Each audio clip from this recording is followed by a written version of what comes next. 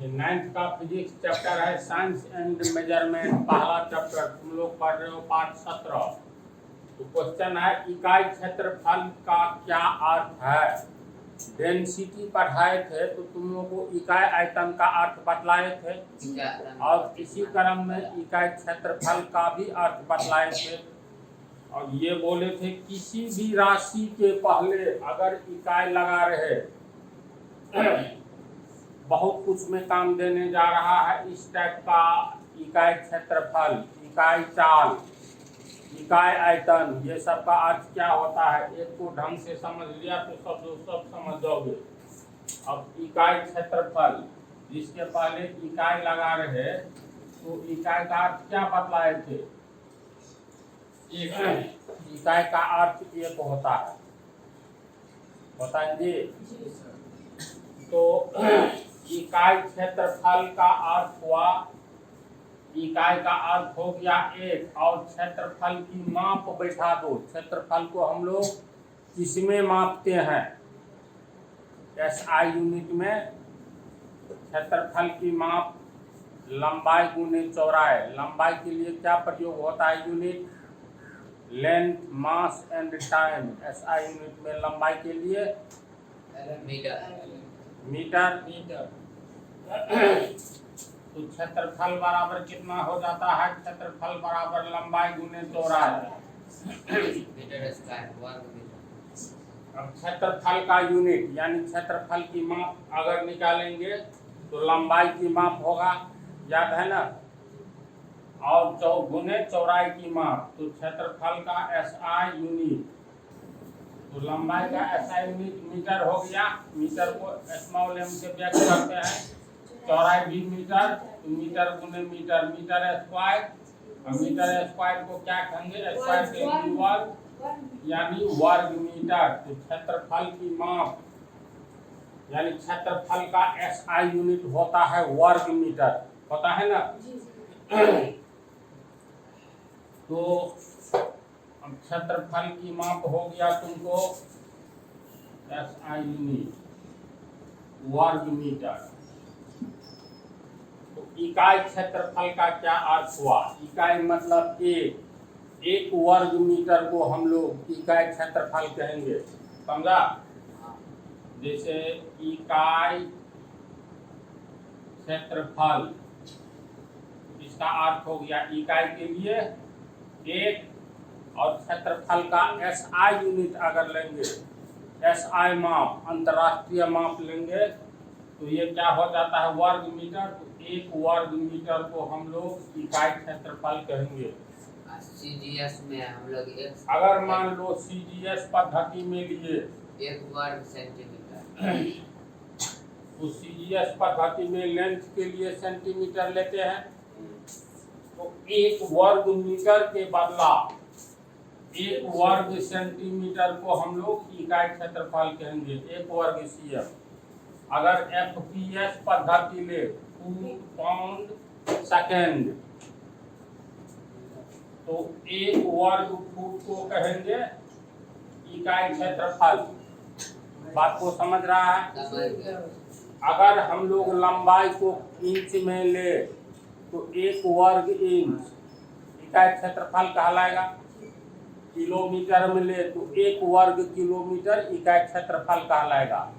Millimetre में ले, millimetre centimetre से छोटा होता है ना, तो एक वर्ग मिलीमीटर इकाई क्षेत्रफल कहलाएगा। तो इकाई का अर्थ एक, और क्षेत्रफल का माप बैठा दो। SI माप बैठाओ, FPS बैठाओ, CGS बैठाओ, MKS बैठाओ, कोई भी।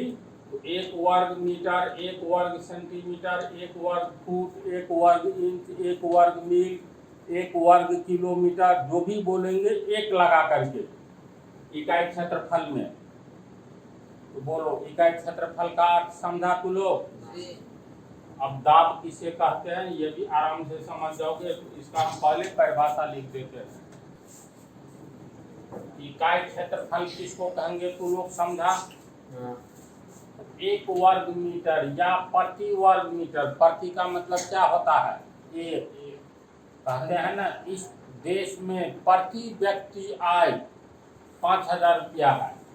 तो प्रति व्यक्ति का मतलब एक व्यक्ति पर 1 वर्ग सेंटीमीटर या प्रति वर्ग सेंटीमीटर, यानी 1 सेंटीमीटर प्रति का अर्थ 1 होता है।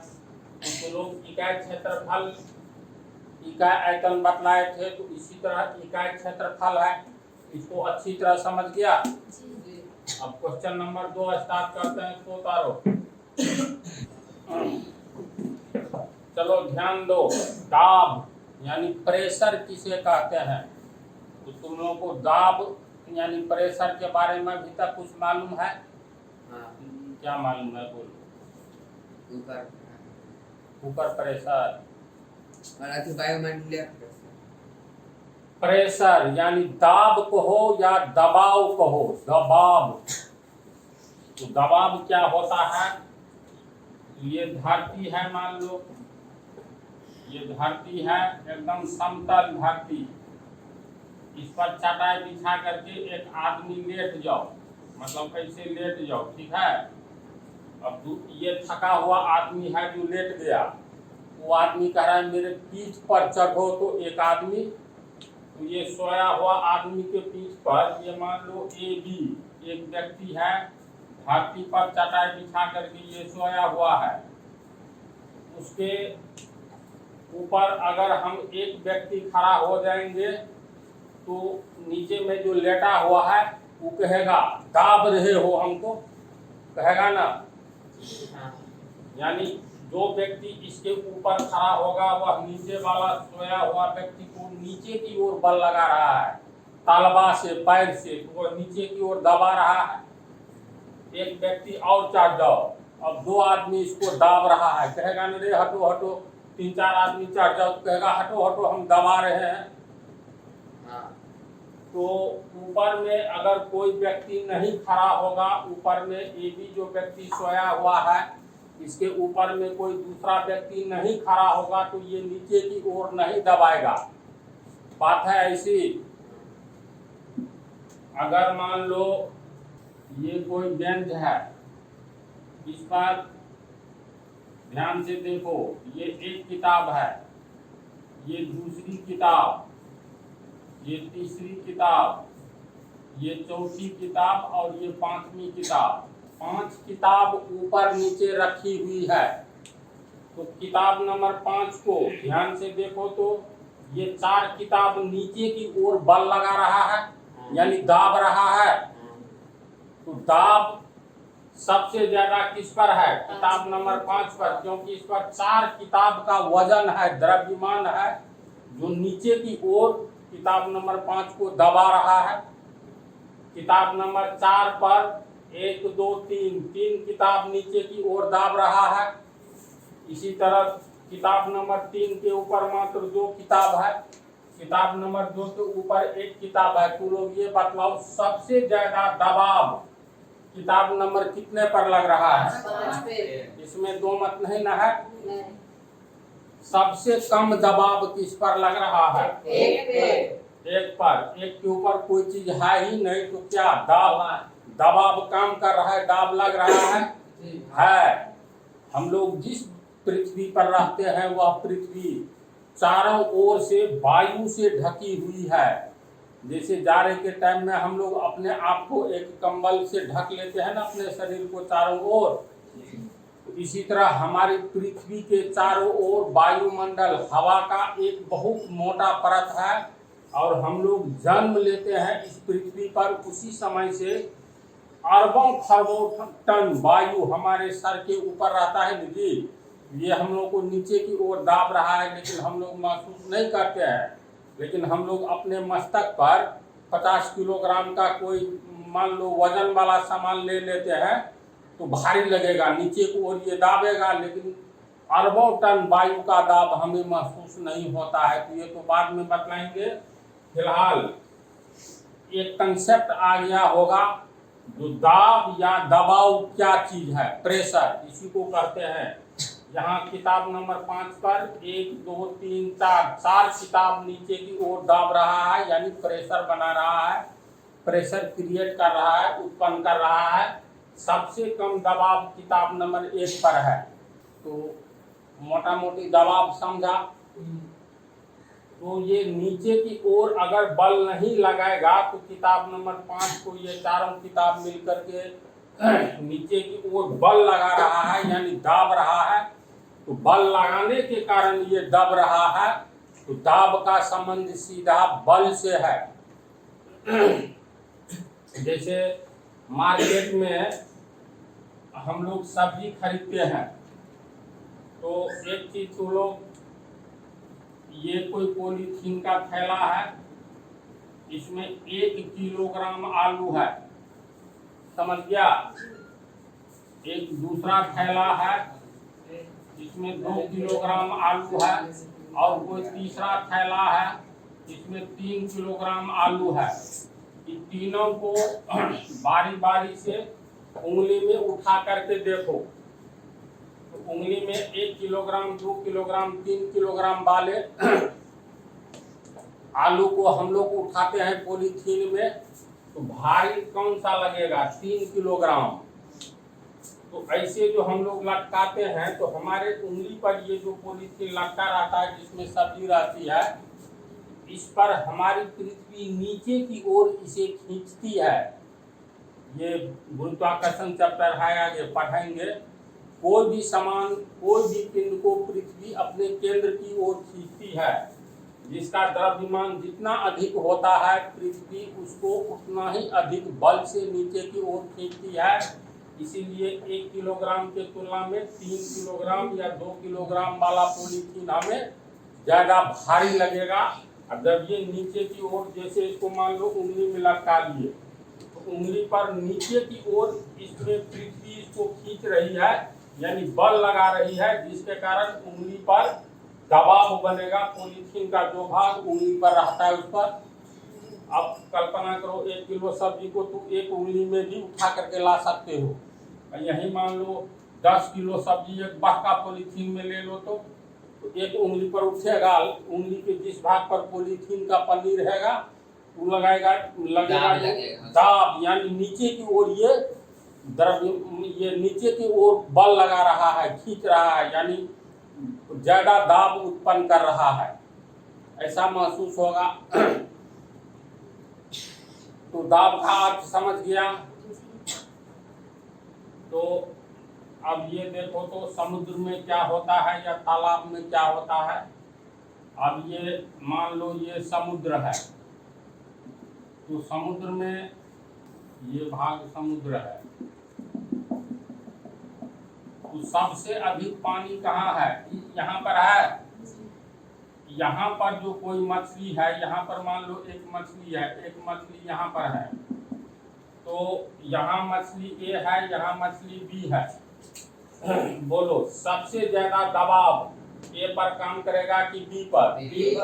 बी के ऊपर देखो कितना ज्यादा पानी गहरा है, पानी की गहराई बहुत ज्यादा है, ये बहुत ज्यादा बल लगाएगा।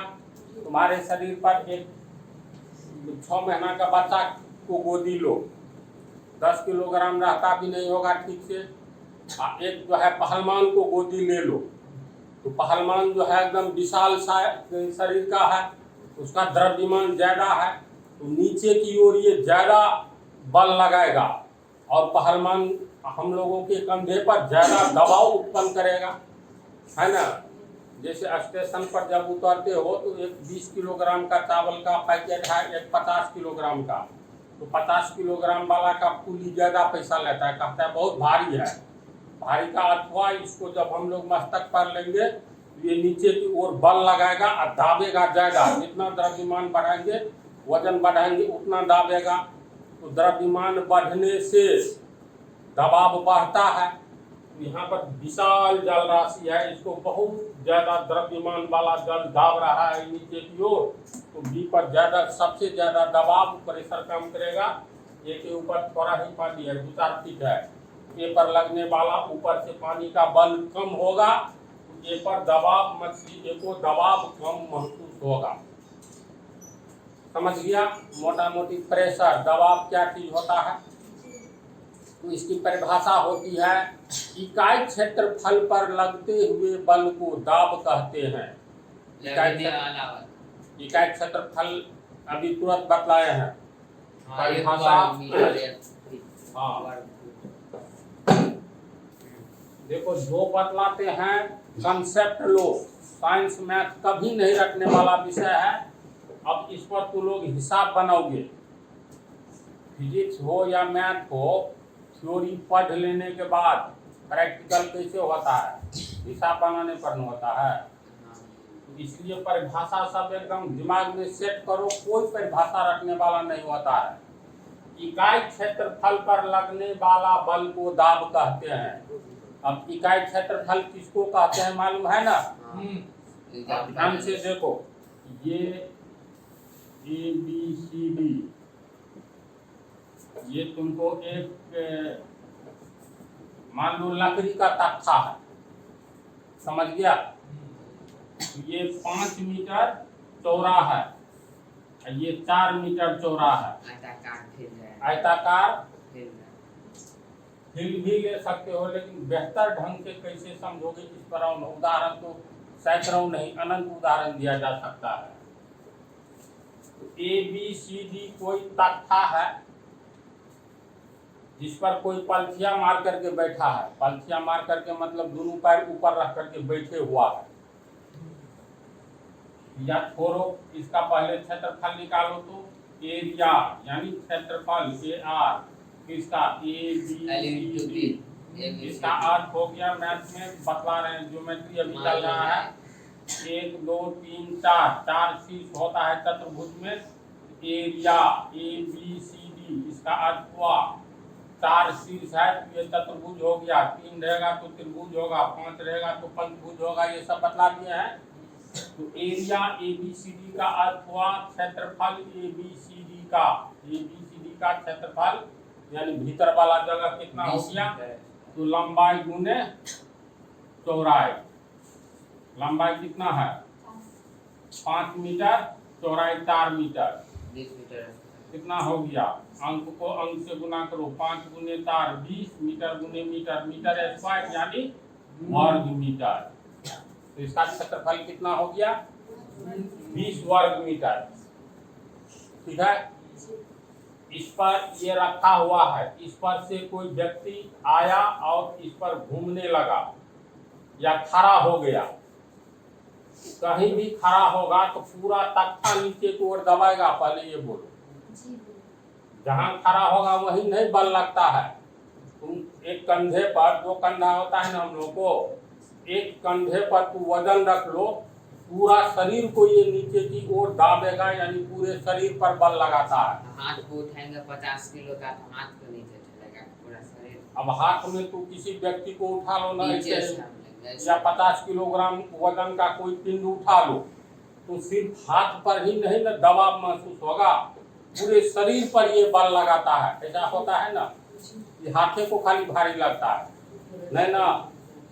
तो अगर इस पर कोई व्यक्ति खड़ा है और नीचे, जब ये खड़ा होगा तो नीचे की ओर बल लगेगा, बोलो तो कितना कोई आदमी लेट जाओ और उसके पीठ पर दूसरा आदमी खड़ा हो जाए, तो ऐसी बात नहीं है। जो पीठ पर जहाँ संपर्क भाग में पीठ पर पैर है वही भाग नहीं दबाएगा, पूरा शरीर नीचे की ओर दबाता है ना जी। अगर ऐसा नहीं होता तो ये मान लो इतना दूर कीचड़ है, उस पर एक तख्ता दे दो, ठीक है, ये सूखा हुआ भाग है, ये भी सूखा हुआ भाग है, या चलो ये तख्ता है कीचड़ के ऊपर, तो तख्ता पर कोई खड़ा हो जाओ तो पूरा तख्ता कीचड़ में न धंसेगा। अगर जहाँ पर खड़ा है वहीं पर बल लगता तो वहीं भाग भागता, ऐसी बात तो नहीं है। तो किसी क्षेत्रफल यानी जगह पर कोई व्यक्ति खड़ा होता है या नीचे की ओर बल लगता है तो उसके पूरे क्षेत्रफल पर बल काम करता है, नीचे की ओर लगता है। तो 20 वर्ग मीटर पर कोई व्यक्ति खड़ा हो गया तो कुछ न कुछ तो बल लगाएगा। तो मान लेते हैं नीचे की ओर ये 60 न्यूटन बल लगा रहा है। बल की माप यानी फोर्स न्यूटन, ये आगे वाला चैप्टर पीछे वाला में वैसे हम बतला दिए हैं, लेकिन इसका SI मात्रक यूनिट क्या होता है, न्यूटन होता है, समझा। अब जैसे मान लो ये बोर्ड है, तो बोर्ड पर देखो आवाज आई, मान लो हम इतनी आवाज आई तो कुछ न कुछ मार्कर के द्वारा बल लगाया गया है।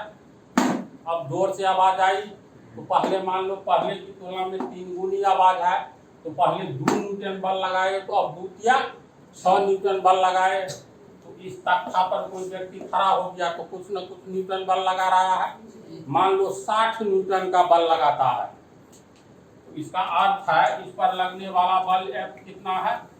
F बराबर 60 N से हो गया न्यूटन। न्यूटन एक वैज्ञानिक का नाम था जिसके सम्मान में बल का SI मात्रक न्यूटन दिया गया है। अब न्यूटन किसे कहते हैं आगे वाला चैप्टर में पढ़ोगे। तो अब देखो परिभाषा, इकाई क्षेत्रफल पर लगने वाला बल को दाब कहते हैं। तो ये इसका क्षेत्रफल कितना है? 20 वर्ग मीटर। 20 वर्ग मीटर पर ये आदमी कितना बल लगा रहा है? 60 न्यूटन का। तो 20 वर्ग मीटर पर 60 न्यूटन का बल लगता है। ध्यान से समझो, छोटी सी बात है, नहीं समझोगे तो रखना पड़ेगा, तो बड़ी बात हो जाएगी। इसीलिए क्या है वर्ग मीटर? तो परिभाषा है इकाई क्षेत्रफल पर लगने वाला बल को दाब कहते हैं। तो 20 वर्ग मीटर पर 60 न्यूटन का बल लगता है। तो इकाई यानी एक पर निकालेंगे, इसीलिए 1 वर्ग मीटर पर 60 न्यूटन बटा 20 वर्ग मीटर। 3 न्यूटन का प्रति वर्ग मीटर। समझ गया? तो 20 या 60, ये हो गया 3 न्यूटन पर वर्ग मीटर, यानी मीटर स्क्वायर कहेंगे 3 न्यूटन। इसको कहेंगे प्रति, यानी एक पर निकाले हैं तो प्रति मीटर स्क्वायर, यानी 3 न्यूटन प्रति वर्ग मीटर पर बल लग रहा है। तो 20 वर्ग मीटर है, तो 1 वर्ग मीटर पर 3 न्यूटन, तो 20 वर्ग मीटर पर 20 या 60 न्यूटन।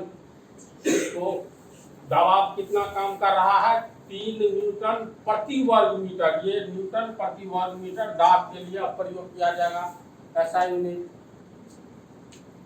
समझ रहा है? कैसे निकालेंगे? हिसाब बन जाएगा इस पर। तो इसी को गणित की भाषा में समझो।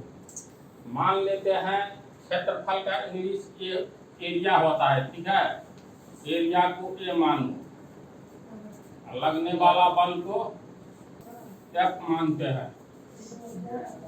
चलो ध्यान से समझो, किसी सतह का एरिया ए है।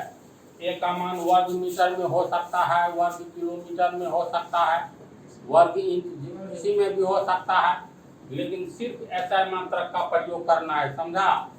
तो माना कि ए एरिया पर F बल काम कर रहा है।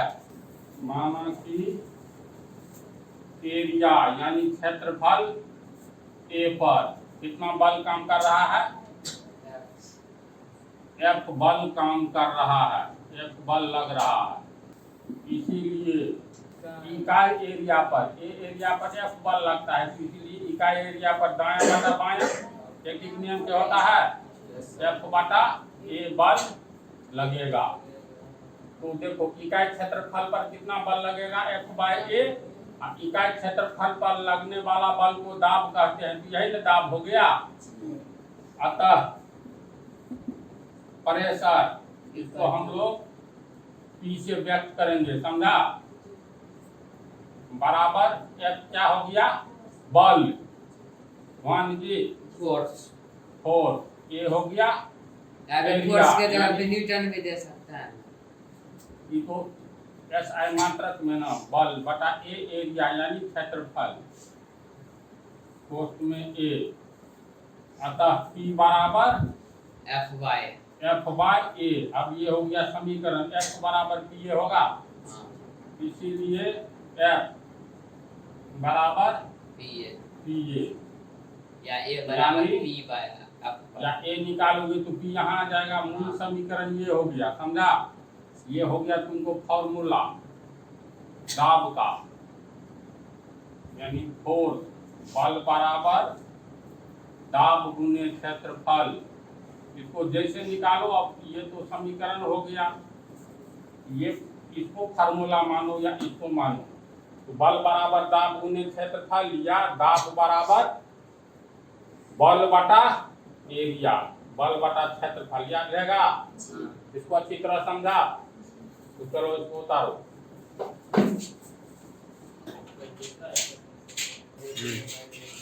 चलो इधर ध्यान दो, दाब की प्रेशर की परिभाषा तो लोग समझ गया।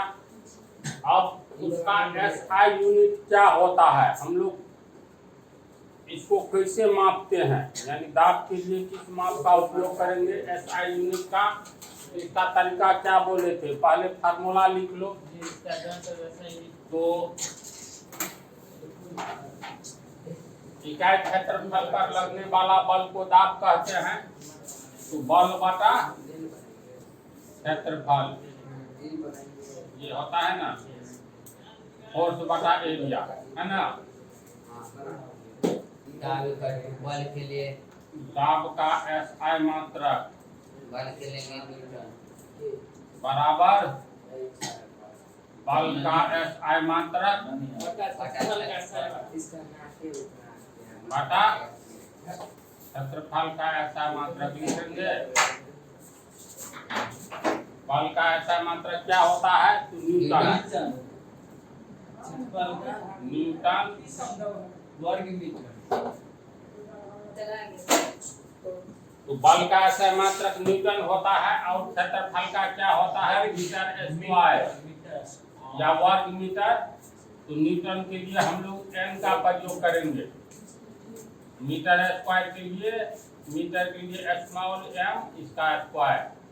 इसको कैसे लिखेंगे बोलो तो, न्यूटन बटा के लिए प्रति एन ऑब्लिक एम स्क्वायर, इसको कहेंगे न्यूटन प्रति वर्ग मीटर। समझा, क्या कहेंगे, न्यूटन प्रति वर्ग मीटर। इसके बाद देखो, पास्कल नाम का एक साइंटिस्ट थे, तो उसके सम्मान में न्यूटन प्रति वर्ग मीटर को पास्कल बोला गया पूरा को। जैसे न्यूटन मीटर स्क्वायर, इस पूरा का इसके नाम दिया पीछे कुछ नहीं लगा हो, इसके पीछे एक, तो एक इसके पीछे एक छिपा हुआ है, एक न्यूटन प्रति वर्ग मीटर को हो, या एक न्यूटन प्रति वर्ग मीटर के बदला एक न्यूटन मीटर प्रति वर्ग मीटर स्क्वायर ही कहेंगे। तो इतना का पूरा नाम क्या दिया गया है, एक पास्कल। पास्कल साइंटिस्ट था, उसी के सम्मान में न्यूटन प्रति वर्ग मीटर को पास्कल कहा गया। तो दाब का एसआई मात्रक न्यूटन प्रति वर्ग मीटर बोलो या पास्कल बोलेंगे, समझ गया। तब प्रश्न उठता है, एक पास्कल किसे कहते हैं, तो एक पास्कल किसे कहेंगे, यदि प्रति वर्ग मीटर एक न्यूटन का बल लगेगा तो कहेंगे एक पास्कल प्रेशर काम कर रहा है, दबाव। अगर मान लो 2 न्यूटन का बल प्रति वर्ग मीटर पर काम कर रहा है, तो 1 न्यूटन प्रति वर्ग मीटर बराबर 1 पास्कल, तो 2 न्यूटन प्रति वर्ग मीटर बराबर 2 पास्कल, 3 न्यूटन प्रति वर्ग मीटर बराबर 3 पास्कल। तो दाब का एसआई मात्रक क्या हो गया, न्यूटन प्रति वर्ग मीटर या पास्कल कहेंगे, याद रखना। और अगले पार्ट में बतलाएंगे, क्वेश्चन रहेगा एक पास्कल किसे कहते हैं, ये क्वेश्चन लिख याद रखना, एक पास्कल किसे कहते हैं। इतनी बात तो लोग समझ गया ना। अगले ही पार्ट में बताएंगे, जैसे आंधी आने पर एस्बेस्टस वाला चदरा वाला घर का चदरा ऊपर की ओर का है, उड़ जाता है, सीधे ऊपरे की ओर उड़ता है, ये सब कारण बताएंगे अगले पार्ट में।